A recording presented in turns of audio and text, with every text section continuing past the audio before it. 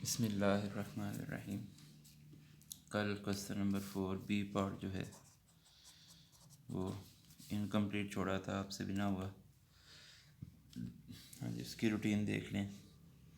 Equation of circle find करनी है -3 -1 से।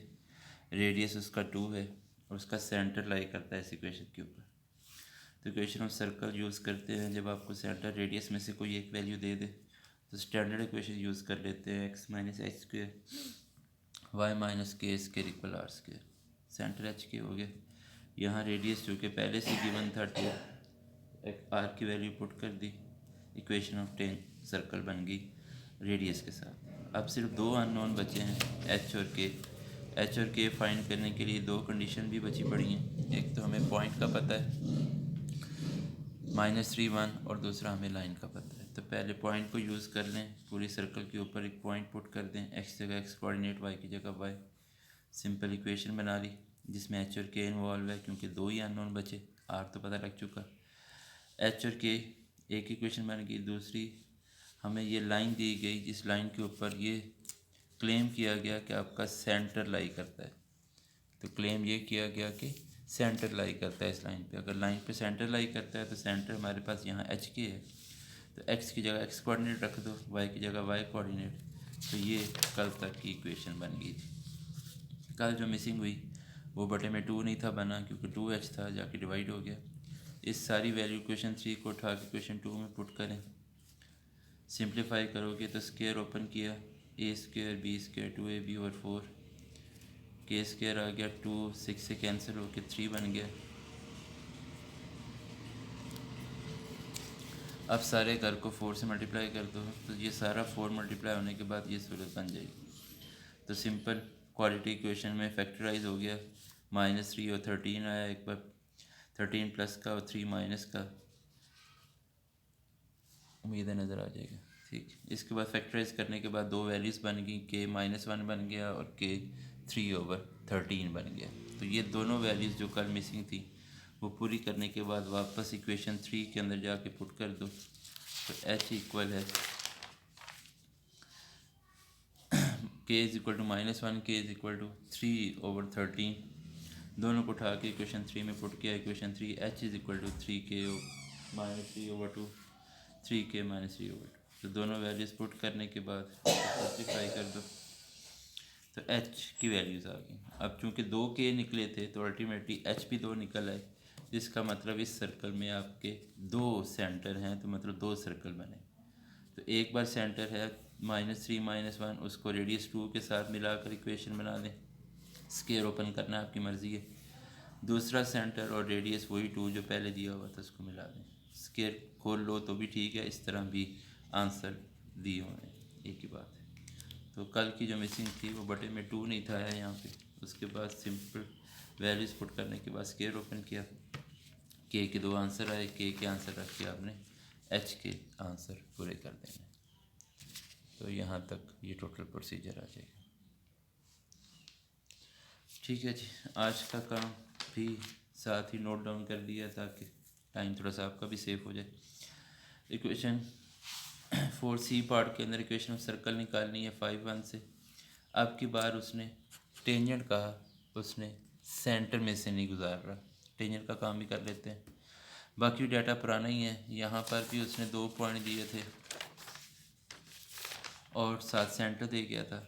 यहाँ 2 पॉइंट के साथ टेंजेंट दे गया। तो इक्वेशन ऑफ सर्कल जिसमें सेंटर रेडियस ना पता हो, नॉर्मली यही यूज़ कर लेते हैं। इस सर्कल के अंदर सबसे पहले पॉइंट पुट हुआ 5 1, एक्स जगह एक्स कोऑर्डिनेट, वाई की जगह पे वाई कोऑर्डिनेट। सिंपल इक्वेशन बन गई GFC के साथ। दूसरी इक्वेशन भी, चूँकि हमें ये कहा गया कि ये दोनों पॉइंट्स जो हैं वो सर्कल के ही पॉइंट्स हैं, तो पहला A पॉइंट भी सर्कल का है, B पॉइंट भी सर्कल का है, लेकिन उस पॉइंट के ऊपर टेंजेंट है। ये जो लाइन दी गई है ये टेंजेंट है B पॉइंट पे, इसका मतलब B सर्कल के ऊपर भी है और टेंजेंट के ऊपर भी है। तो B पॉइंट सर्कल में पुट किया, तो B पॉइंट 3 -4 सर्कल में पुट किया, तो जहाँ x है वहाँ 3 रख दिया, जहाँ y था वहाँ -4 रख दिया। तो वैल्यू पुट करने के बाद सिंपल इक्वेशन बन गई।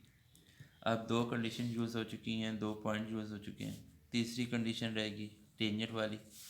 अब आप जानते हो कि जब भी लाइन का टेंजेंट का स्लोप निकालना हो तो हम उसको y is equal to M X plus C से कंपेयर कर लेते हैं। तो y is equal to M X plus C से कंपेयर करने के बाद जो x का कोफिशेंट होता है वो स्लोप कहलाता है। तो x का कोफिशेंट स्लोप बन गया। तो पहले y एक तरफ रखा, बाकी उठा के राइट पे लेके y का स्लोप मतलब स्लोप ऑफ टेंजेंट 2 निकला, x का कोफिशेंट 2 आ गया। अब इसके बाद आपने नॉर्मल निकालना हो तो टेंजेंट से नॉर्मल का मतलब ये होता है कि आपने टेंजेंट के ऊपर परपेंडिकुलर ड्रॉ कर दो और उस पॉइंट पे ड्रॉ करो जिस पॉइंट पर टेंजेंट है, तो ये नॉर्मल आ जाता है। तो पॉइंट है आपके पास 3-4। तो अगर हम इस पॉइंट के ऊपर नॉर्मल ड्रॉ करना चाहते हैं तो मतलब इस पॉइंट के ऊपर परपेंडिकुलर ड्रॉ करते हैं। तो परपेंडिकुलर नॉर्मल एक ही सेंस में होते हैं, बस ये वो परपेंडिकुलर होता है जो उस पॉइंट से पास करता है जिस पॉइंट पे टेंजेंट है। अगर किसी और पॉइंट के ऊपर परपेंडिकुलर ड्रॉ करेंगे तो ये परपेंडिकुलर तो गिना जाएगा, नॉर्मल नहीं होएगा। तो परपेंडिकुलर नॉर्मल तब बनता है जब उसी पॉइंट से पास करे जिस पॉइंट से टेंजेंट पास कर रहा था। ठीक हो गया। तो इसके बाद आपने नॉर्मल मतलब परपेंडिकुलर का स्लोप निकालना है, तो चैप्टर 4 में पढ़ा हुआ है। तो स्लोप को उल्टा दो, साइन चेंज कर दो, तो स्लोप ऑफ नॉर्मल आ गया। स्लोप ऑफ नॉर्मल भी पता है, स्लोप ऑफ पॉइंट का भी पता है। तो स्लोप और पॉइंट मिल जाए तो इक्वेशन ऑफ लाइन आपने पढ़ी हुई है, y minus y1 slope x minus x1। तो स्लोप और पॉइंट मिलाकर आपने इस इक्वेशन के अंदर डाल देने, सिंप्लीफाई कर दिया, इक्वेशन बन गई। अब ये इक्वेशन जो है ये नॉर्मल की है और हमने ये देखा हुआ है कि नॉर्मल ऑफ टेंजेंट जो है ये पास करता है सेंटर ऑफ सर्कल से। तो ये कंडीशन जो है वो 6.3 के अंदर देखो, 6.3 का पहला पार्ट है, उसको जाके रीड कर लेना है। वहाँ ये कहा गया है कि नॉर्मल लाइन जो हैं वो पास करती हैं सेंटर ऑफ सर्कल से। तो हमने सेंटर ऑफ सर्कल की लाइन हमारे पास नहीं थी, पिछले दोनों पार्ट में थी। तो अगर सेंटर वाली लाइन आपको नहीं दी गई तो आप इस तरह करो कि नॉर्मल निकाल लो। नॉर्मल भी कहाँ से पास करता है, सेंटर से। तो x की जगह x कोऑर्डिनेट रख दो, y की जगह y कोऑर्डिनेट, सिंप्लीफाई कर दो।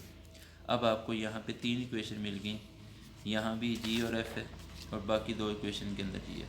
पुराना काम कि पहले आप c को एलिमिनेट करोगे माइनस करने के बाद, फिर g और f वाली इक्वेशन को सिंप्लीफाई करके g फाइंड कर लिया। तो सिंप्लीफाई करते वक्त यहाँ 4g प्लस 10f था, यहाँ g प्लस 2f था। तो इस सारी इक्वेशन को 5 से मल्टीप्लाई कर लिया, तो ये 10f हो गया, ये भी 10f हो गया, कैंसिल आउट हो गए। g की वैल्यू 26 आ गई। तो g की वैल्यू को उठाए, इक्वेशन 4 में पुट करें। 4 में पुट करने के बाद कटिंग थोड़ी सी यहाँ पे हुई, f निकल जाएगा। g और f उठा के इक्वेशन 2 में रख के c निकालो, c को उठा के इक्वेशन 1 में जो आपने पढ़ी हुई है x square Y square 2gx 2fy plus C, यहाँ पुट करके आंसर बना। ठीक है बच्चों, दोबारा देख लो कि हमारे पास 2 पॉइंट पहले से ही दिए हुए हैं।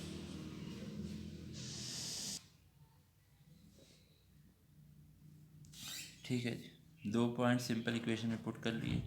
दोनों पॉइंट को पुट करने के बाद 2 इक्वेशन बना ली हैं। फिर इसके बाद टेंजेंट का मसला है, दोबारा देख लो। टेंजेंट जो है अगर इस टेंजेंट के ऊपर हम परपेंडिकुलर ड्रॉ कर दें तो वो नॉर्मल लाइन बन जाती है, और नॉर्मल लाइन पास करती है सेंटर से।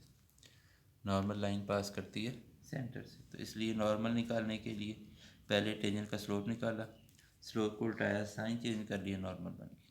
तो सिर्फ ये थोड़ा सा एक्स्ट्रा स्टेप है, क्वेश्चन वापस पिछला पार्ट शुरू हो जाएगा कि इस नॉर्मल के अंदर आपने सिंपल इक्वेशन बना दी। नॉर्मल उसी पॉइंट से पास करता है जिससे टेंजेंट पास करता है, ये बात का ध्यान रखना है। तो टेंजेंट भी 3-4 से पास करता है और नॉर्मल भी 3-4 से। बस टेंजेंट का स्लोप 2 है तो नॉर्मल का स्लोप उल्टा लो, साइन चेंज कर दो, नॉर्मल का स्लोप आ जाएगा। इसके बाद सिंपल इक्वेशन बना लो और उसके अंदर सर्कल के सेंटर पुट कर दो। इक्वेशन जी एफ वाली तीसरी बन जाएगी, 2 पहले बनी हुई हैं, तो यहाँ जी एफ और सी कैलकुलेट करके इक्वेशन 1 में पुट कर। ठीक है जी, यही क्वेश्चन दोबारा क्वेश्चन 9 की शक्ल में भी है, इम्पोर्टेंट क्वेश्चन है 9।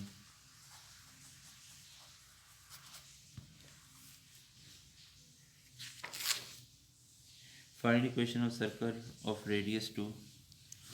हाँ जी, इक्वेशन ऑफ सर्कल निकालनी है जिसका रेडियस 2 दिया हुआ है।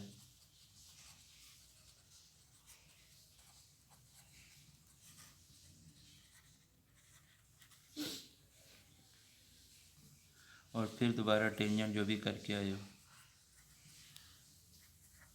x माइनस वाई माइनस 4 और पॉइंट दिया हुआ है 1 माइनस 3। यहाँ भी इक्वेशन ऑफ टेंजेंट है a 1 माइनस 3 पे, उसका रेडियस 2 है। जब रेडियस दे देता है तो नॉर्मली हम इक्वेशन ऑफ सर्कल रेडियस वाली यूज़ कर लेते हैं standard x minus I square Y minus K square is equal to R square. Value put कर दें तो x माइनस एच, रेडियस आपके पास यहाँ पे 2 है तो 2 का स्क्वायर यहाँ पे 4 हो जाएगा। तो ये हमारा एक अननोन जाते ही पूरा हो गया। अब दो ही कंडीशन है और दो ही अननोन है। एक पॉइंट हमें दिया गया और दूसरी हमें लाइन दी गई। तो पॉइंट और लाइन ये दो बातें रह गई हैं, बाकी काम पूरा हुआ। अब ये जो सर्कल आपने लिखा है इस टाइम जो सेंटर होता है वो एच के होता है, दूसरा सर्कल लो तो वो माइनस जी और माइनस एफ। चलें इसके बाद कंडीशन पॉइंट की पुट करें as point A 1 minus 3 lies on circle. अब अगर ये सर्कल पे लाई करता है तो पुट कर दें एक्स की जगह एक्स कोऑर्डिनेट, वाई की जगह वाई कोऑर्डिनेट इन इक्वेशन रख दें। तो ये 1 minus H square minus 3 minus K square is equal to, square open कर दें A square B square 2ab, ये माइनस कॉमन लेके स्क्वेयर प्लस कर देता है। तो इस तरह की सूरत के बाद ये आंसर बनेगा। तो पीछे आ गया एच स्क्वेयर के स्क्वेयर 2h 6k, वही कंडीशन जो पिछले क्वेश्चन के अंदर बनी थी वही यहाँ बन जाएगी। अब आपका फिर दोबारा वही कि एच के निकालना है। तो एच के लिए एक ही कंडीशन बची और वो किसकी है, टेंजेंट की। इक्वेशन ऑफ टेंजेंट उसका नॉर्मल बनानी है।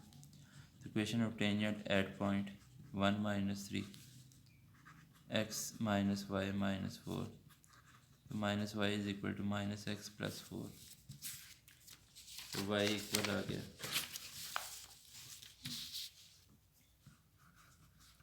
एक्स माइनस 4 के। तो स्लोप ऑफ टेंजेंट यहाँ मिला 1। तो इसका मतलब बच्चों स्लोप ऑफ नॉर्मल क्या होएगा, इसी स्लोप को उल्टा दो, साइन चेंज कर दो। तो equation of normal at point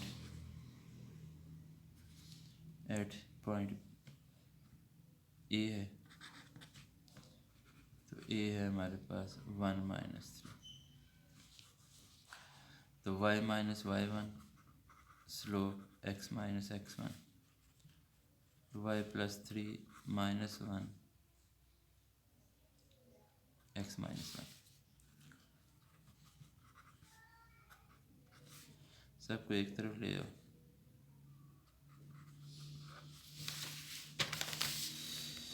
तो यहाँ लिखोगे एस नॉर्मल लाइन